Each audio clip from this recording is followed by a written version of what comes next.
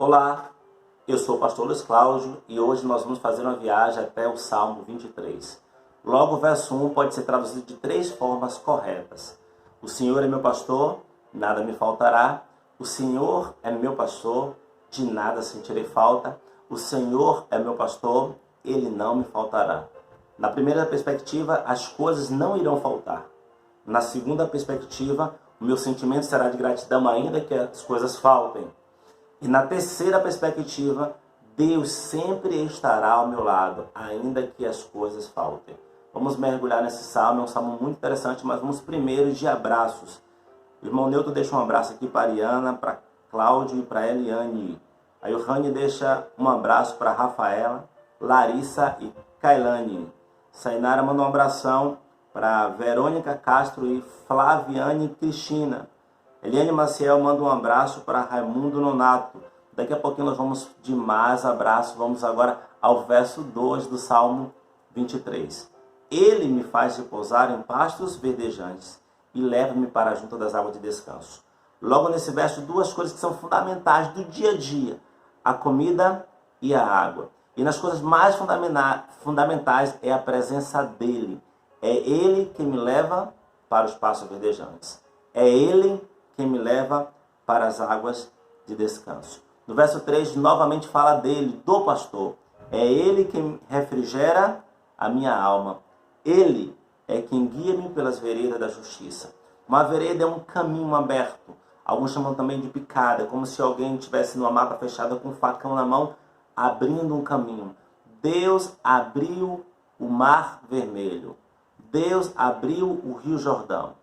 E quando estamos em dificuldades, ele continua abrindo o caminho. Mas não um caminho justo, não um caminho incorreto, não qualquer caminho, não é um atalho. É o caminho de justiça. Ele continua dizendo no versículo 4, que ele está comigo, com você, com suas ovelhas, quando andamos pelo vale da sombra da morte. E aí tem uma coisa muito interessante. Porque se as coisas não faltassem, nunca viria o vale da sombra da morte. Se meu sentimento fosse sempre de gratidão, de felicidade, nunca de angústia, nunca de sofrimento, jamais me sentiria no vale da sombra da morte. Mas é a sua presença que me dá paz quando eu ando pelo vale da sombra da morte. No versículo 5 diz que ele, novamente ele, o pastor, prepara uma mesa para mim e para vocês diante dos nossos adversários.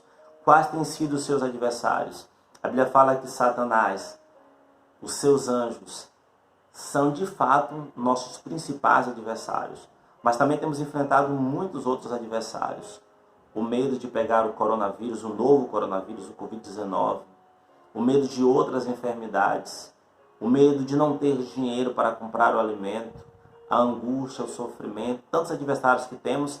E por fim, na própria morte, a Bíblia diz que nosso último inimigo a ser destruído será a morte. Mas quando estamos diante de nossos inimigos, o que a Bíblia diz?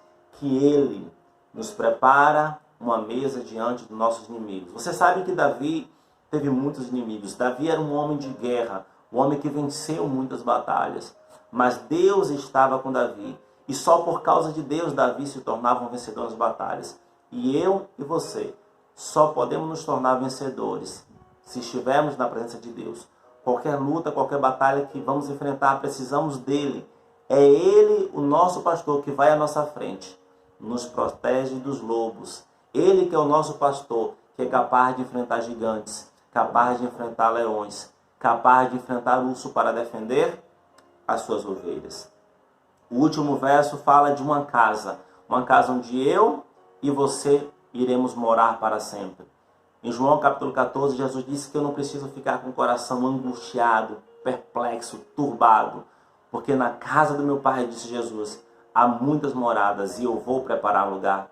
É claro que ele não está construindo tijolinho por tijolinho, não é isso que ele está fazendo. É claro que ele não está lá com uma diarista arrumando a casa. O processo de preparar lugar para mim e você é o processo de intercessão.